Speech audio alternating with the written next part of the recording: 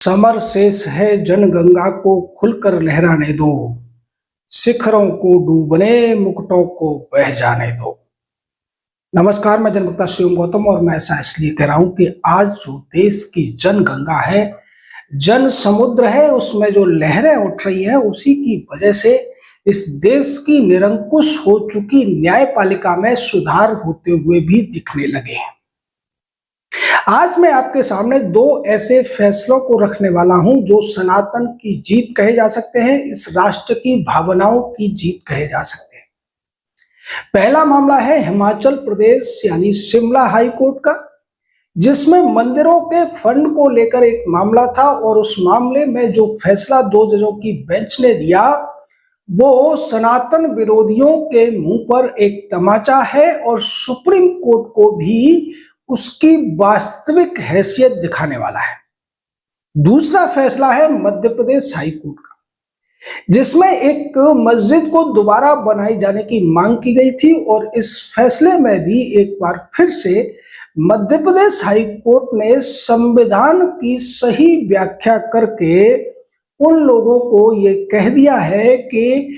इबादत करना तो आपका मौलिक अधिकार है, लेकिन कहां इबादत करेंगे ये आपका मौलिक अधिकार नहीं है। इन दोनों फैसलों पर विस्तार से चर्चा करेंगे। उससे पहले हम सभी उन सब्सक्राइबर्स को धन्यवाद देना चाहेंगे, उनको और ज्यादा धन्यवाद देंगे जिन्होंने नोटिफिकेशन भी दबा रखा है, और जो लोग कमेंट करते हैं वो भी धन्यवाद के पात्र हैं। जो लोग सब्सक्राइब नहीं कर रहे हैं, पता नहीं उनको क्या डर समाया हुआ है, जबकि हम उनको स्पष्ट कर दें कि सब्सक्राइब करने से आपके खिलाफ कोई कार्रवाई नहीं हो सकती है, तो हिम्मत दिखाइए और सब्सक्राइब कीजिए। बाकी हमारे सभी सब्सक्राइबर को धन्यवाद। अब विस्तार से बात करते हैं हिमाचल प्रदेश के उस फैसले की जिसको देने का काम किया जस्टिस विवेक सिंह ठाकुर और राकेश कैथला की दो जजों की बेंच ने। मामला यह था कि जो मंदिरों का फंड होता है उसको राज्य सरकारें मिसयूज करती है, ये मिसयूज रुकना चाहिए, और इसी की मांग को लेकर एक मंदिर ट्रस्ट की तरफ से याचिका लगाई गई थी। ऐसे मामले हमारे देश में पहले भी उठते रहे हैं, इस पर कई आंदोलन भी होते रहे हैं। खासकर तिरुपति तिरुमला मंदिर का जो हजारों करोड़ का फंड है उसको राज्य सरकार जिस तरीके से मिसयूज करती है, वही हालत तमिलनाडु के मंदिरों की है, वही केरला में देखने को मिलता है और वही सब कुछ देखने को मिलता है कर्नाटक में। महाराष्ट्र में भी ऐसा देखने को मिलता है जब वहां पर कांग्रेस की या राष्ट्रवादी कांग्रेस की सरकारें होती है तब। और इसको लेकर मांग उठती रही है कि जब फंड मंदिरों का है तो राज्य सरकार उसका मिसयूज कैसे कर सकती है। इस क्रांतिकारी फैसले ने अब राज्य सरकारों के आगे एक स्पष्ट कानूनी आदेश रख दिया है, जिसमें कहा गया है कि देवताओं के लिए चढ़ाया गया दान देवताओं के लिए ही इस्तेमाल हो सकता है, मंदिरों के लिए ही इस्तेमाल हो सकता है, या फिर सनातनी भक्तों के लिए इस्तेमाल हो सकता है। राज्य सरकार अगर इसका इस्तेमाल किसी अन्य मद में करती है, चाहे वो कल्याणकारी मद ही क्यों ना हो, वो क्रिमिनल ब्रीच ऑफ ट्रस्ट माना जाएगा। और यह फैसला आने के बाद जिसमें विस्तार से कहा गया है कि मंदिरों का फंड सनातनी आस्था के हिसाब से दिया जाता है, जिसका उद्देश्य होता है कि वो उनके देवता के हित में लगाया जाएगा या फिर देवता के उपासकों के हित में लगाया जाएगा। इसलिए इसका इस्तेमाल इंफ्रास्ट्रक्चर बनाने में, जो कि मंदिर का इंफ्रास्ट्रक्चर बनाने में तो इस्तेमाल हो सकता है, उसकी कनेक्टिविटी बढ़ाने में तो इस्तेमाल हो सकता है, इसके अलावा अगर इसका इस्तेमाल करना है तो मंदिर का रखरखाव और उसके अलावा मंदिर से जुड़ी हुई संस्थाओं द्वारा संचालित अनाथालय, विद्यालय या फिर महाविद्यालय, हॉस्पिटल या बुजुर्गों के लिए आश्रय स्थल जो सनातनी लोग हैं उनके फायदे के लिए इसको इस्तेमाल किया जा सकता है। इसको किसी भी अन्य दूसरी मद में इस्तेमाल करना एक तरीके से असंवैधानिक है। ये फैसला देकर इन दो जजों ने उस सनातनी सत्य के पक्ष में खड़े होने की हिम्मत दिखाई है जिसको लेकर बहुत पहले से मांग उठ रही थी, और चूंकि इस पर कोई कानून नहीं था स्पष्ट तौर से, इसलिए राज्य सरकारें इसका दुरुपयोग कर रही है और ये दुरुपयोग किस हद तक है आप इसी बात से समझ सकते हैं कि हर साल तिरुपति तिरुमला मंदिर में हजारों करोड़ रुपए का दान आता है और उसको राज्य सरकार चर्चों को अनुदान देने में, मदरसों को अनुदान देने में या हज सब्सिडी जैसे तमाम दूसरे मदों में इस्तेमाल करती रही है, जिसके खिलाफ सनातनी आवाज उठाते रहे, लेकिन कभी इस पर कोई बड़ा फैसला नहीं आया था।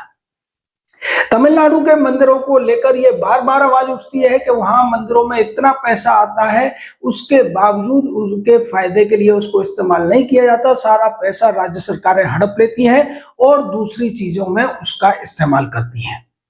भारत के जो मंदिर हैं, खासकर दक्षिण भारत के जो मंदिर हैं, उनके पास हजारों करोड़ रुपए का दान आता है और हजारों करोड़ रुपए की उनके पास संपत्ति है, लेकिन राज्य सरकारें उनके ऊपर कुंडली मारकर बैठ गई है और जो पैसा सनातनियों का है, सनातनियों द्वारा दिया गया है, सनातन के फायदे के लिए है, उसका इस्तेमाल सनातन विरोधी अपने फायदे के लिए करते हुए नजर आते हैं। इस पूरे मामले में ये जो फैसला आया है ये आंखें खोलने वाला है और सुप्रीम कोर्ट को भी एक रास्ता दिखाने वाला है कि अगली बार जब उनके पास ऐसी कोई याचिका आए तो फिर उन्हें किस तरीके से फैसला देना चाहिए। ये जो फैसला है ये तब तक दूसरी अदालतों पर बाध्यकारी रहेगा जब तक कि इसको सुप्रीम कोर्ट की कोई बेंच खारिज नहीं कर देती है। और अगर जनता इसी तरीके से जागरूक होती रही, जनता अपना आक्रोश, अपना भावनाएं व्यक्त करती रही, तो फिर सुप्रीम कोर्ट के लिए ऐसा कर पाना बिल्कुल भी संभव नहीं होगा, क्योंकि सुप्रीम कोर्ट में बैठे हुए जज अब जो सोशल मीडिया है इसकी ताकत को समझने लगे हैं।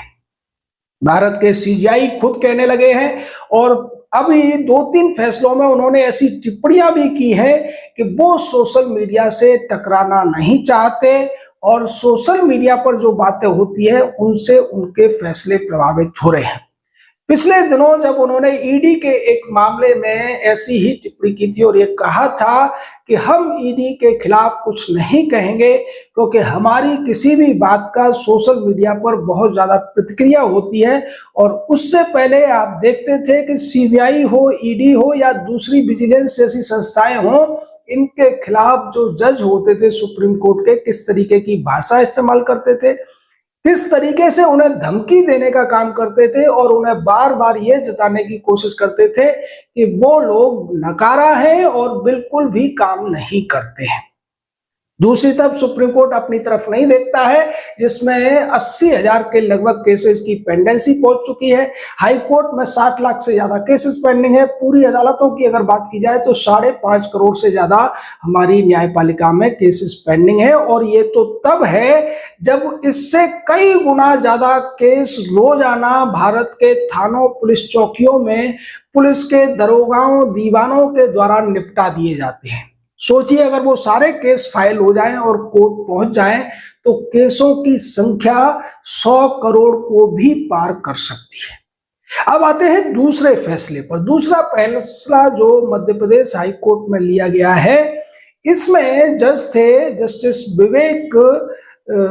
रोसिया और जस्टिस विनोद कुमार द्विवेदी। इन्होंने एक मस्जिद थी जो तकैया मस्जिद के नाम से उज्जैन में एक मस्जिद थी, जिसको चूंकि उसके कागजात नहीं थे और वो जमीन सरकारी थी, इसलिए उसको हटाकर वहां पर पार्किंग बना दी गई। अब ये लोग हाईकोर्ट पहुंच जाते हैं और हाईकोर्ट में मांग करते हैं कि चूंकि हम उस पर पिछले कई सालों से नमाज पढ़ते रहे हैं, इसलिए हमारा नमाज पढ़ने का अधिकार बरकरार रखने के लिए उस मस्जिद को दोबारा से बनाने का आदेश दिया जाए।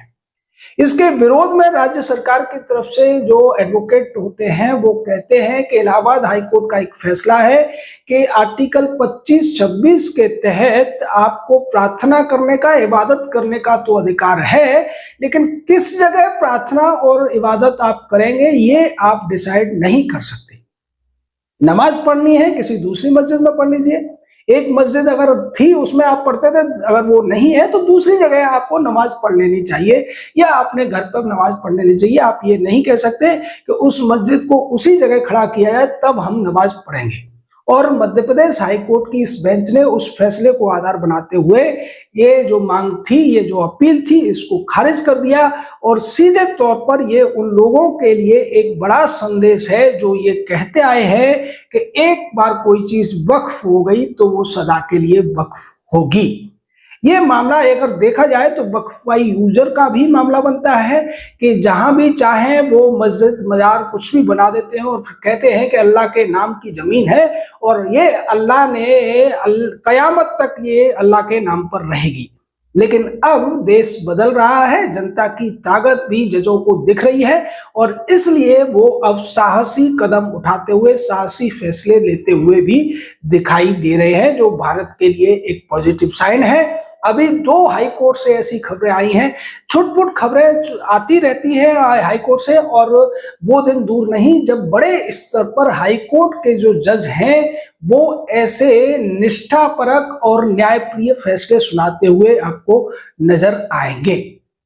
लेकिन आप लोगों को उसके लिए करना यही होगा कि ये जो एक चिंगारी आपके अंदर जली है कि देश में न्याय होना चाहिए, जुडिशरी में बदलाव होना चाहिए, कॉलेजियम खत्म होना चाहिए, एनजेसी आना चाहिए, ऑल इंडिया जुडिशियल सर्विसेज जैसी कोई संस्था बननी चाहिए, उसको आपको बनाए रखना पड़ेगा। इसके लिए थोड़ा धैर्य रखना पड़ेगा क्योंकि इन चीजों को पनपने में, मजबूत होने में 75 से ज्यादा साल लग गए। और चूंकि ये न्याय व्यवस्था तो अंग्रेजों के जमाने से चली आ रही है तो इसे तो आप कम से कम 100 साल पुरानी मानकर चलिए। इसको अगर हिलाना है, इसको अगर बदलना है, न्याय का शासन अगर देश में लाना है तो इसके लिए आपको धैर्य रखना पड़ेगा। धैर्य रखिए, शब्दों की मर्यादा बनाए रखते हुए अपने राय व्यक्त कीजिए, हमारे साथ जुड़े रहिए और इस मुहिम को आगे बढ़ाते रहिए। जय हिंद, जय भारत।